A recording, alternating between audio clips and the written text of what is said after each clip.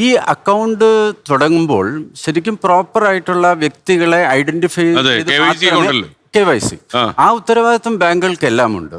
അപ്പം അതുകൊണ്ട് സാധാരണ ആൾക്കാർ നിർബന്ധമായിട്ടും ചെയ്യേണ്ടത് പോലീസിൽ പരാതിപ്പെടുന്നതിനോടൊപ്പം തന്നെ ബാങ്കിലേക്ക് ഈ ഏത് അക്കൗണ്ടിലാണോ പൈസ പോയത് ആ ബാങ്കിൽ ചോദിച്ച് നമ്മുടെ ബാങ്കിലേക്ക് പറയുക അതിൻ്റെ KYC ഡോക്യുമെൻറ്റ്സ് ഒന്ന് അയച്ചു തരണം എന്നുള്ള ഒരു അപേക്ഷ കൊടുക്കുക മെയിൽ മുഖാന്തരം. ഇത് രണ്ടും പ്രോപ്പർ അല്ലെങ്കിൽ ബാങ്കിങ് ഓംബുഡ്സ്മാൻ എൻ്റെ ഫ്രണ്ട്സ് ഉണ്ട് RBIയുടെ ബാങ്കിങ് ഓംബുഡ്സ്മാൻ ആയിട്ട് പ്രവർത്തിക്കുന്ന. അപ്പോൾ ഒരാളുമായിട്ട് ഇന്ന് ചർച്ചയ്ക്ക് വരുന്നതുകൊണ്ട് ഇന്നലെ സംസാരിക്കുകയും ചെയ്തു.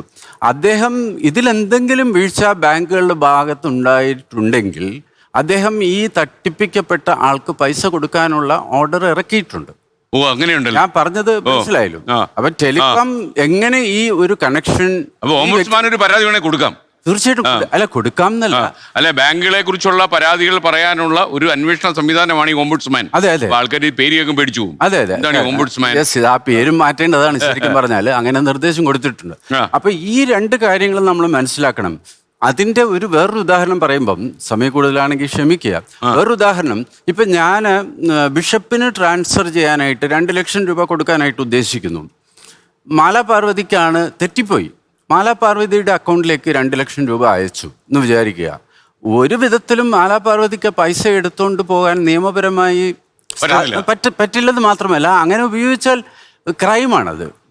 അപ്പം വഴിയിൽ കിടക്കുന്ന ഒരു സ്വർണം പോലും ഒരാൾക്ക് കിട്ടിയാൽ, അല്ലെങ്കിൽ നമ്മുടെ ഈ ജെനുവിനായിട്ടുള്ള തെറ്റുകൊണ്ട് വേറൊരാൾക്ക് കിട്ടിക്കഴിഞ്ഞാൽ അൺഡ്യൂ എൻറിച്ച്മെന്റ് ലീഗൽ ടേമാണ് രണ്ടിലും. അപ്പം ടെലികോം ഓംബുഡ്സ്മാൻ അല്ലെങ്കിൽ അതിന് തത്തുല്യമായ ഓഫീസുണ്ട്, ടെലികോം റെഗുലേറ്ററി അതോറിറ്റി ഉണ്ട്. RBIയുടെ ഓംബുഡ്സ്മാൻ നിർബന്ധമായിട്ടും പോലീസിനോടൊപ്പം ഒരു ക്ലെയിം ഫയൽ ചെയ്യണം. വളരെ ക്വിക്കായിട്ടുള്ള ആക്ഷൻ അറ്റ്ലീസ്റ്റ് ബാങ്കിങ് ഓംബുഡ്സ്മാൻ എടുക്കുന്നുണ്ട്. ടെലികോമിനെ കുറിച്ച് എനിക്ക് അത്ര ധാരണയില്ല. പല കേസസിലും KYCയിലെ പാളിച്ച ഈ ഏത് അക്കൗണ്ടിലേക്കാണോ ട്രാൻസ്ഫർ ചെയ്യപ്പെട്ടത്, നമ്മുടെ ബാങ്കല്ല, അവരുടെ ബാങ്ക്, ആ ബാങ്കിൽ എന്തെങ്കിലും വീഴ്ച മിക്കവാറും കണ്ടെത്താൻ സാധിക്കും. അങ്ങനെയുണ്ടെങ്കിൽ അവർ ഈ തുകയുടെ 1%, അതിനും റൂൾസൊക്കെ ഇപ്പോൾ ഫ്രെയിം ചെയ്ത് വരുന്നതേ ഉള്ളൂ, അങ്ങനത്തെ കേസിൽ ഡിസിഷൻ എടുത്തിട്ടുണ്ട്. ഇത് മനസ്സിലായെന്ന് വിചാരിക്കുന്നു. കൂടാതെ കഴിഞ്ഞ തവണ ഇറക്കിയ RBIയുടെ മോണിറ്ററി പോളിസിയിൽ 25,000 രൂപ വരെ നടപടിയായിട്ടില്ല. എന്ത് തന്നെ തെറ്റ് സംഭവിച്ചാലും നമ്മുടെ കുഴപ്പം കൊണ്ട് OTP ഷെയർ ചെയ്തു അങ്ങനെ ഇങ്ങനെയൊക്കെ പോയാലും 25,000 രൂപ വരെ എല്ലാ പൗരന്മാർക്കും അവരുടെ തന്നെ തെറ്റാണെങ്കിലും ബാങ്കുകൾ കൊടുക്കണം എന്നുള്ള നിർദ്ദേശം റിസർവ് ബാങ്ക് ഇറക്കാൻ പോകുന്നു. അപ്പോൾ അതിലൊരു സമാശ്വാസം.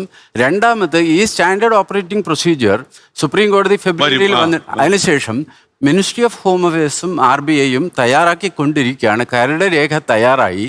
അതിലെൻ്റെ പ്രതീക്ഷ ഈ KYC കാര്യങ്ങളെക്കുറിച്ച് പറയും. ഇപ്പം ഞാൻ പറഞ്ഞത് ഇതുവരെ നടപടിയായി ഇൻസ്ട്രക്ഷനായി ഇറങ്ങിയിട്ടില്ല.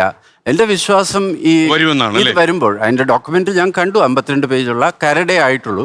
അതിൽ ഇതും കൂടി മിക്കവാറും ഫൈനലിൽ ഉണ്ടാവും. ലോകത്തെവിടെയായാലും ഏത് സമയത്തും 24 വാർത്തകളും ഓഗ്മെന്റഡ് റിയാലിറ്റി പാക്കേജുകളും എക്സ്പ്ലെയിനറുകളും വിശദമായി കാണാൻ ഞങ്ങളുടെ YouTube ചാനൽ നിങ്ങൾക്ക് സബ്സ്ക്രൈബ് ചെയ്യാം.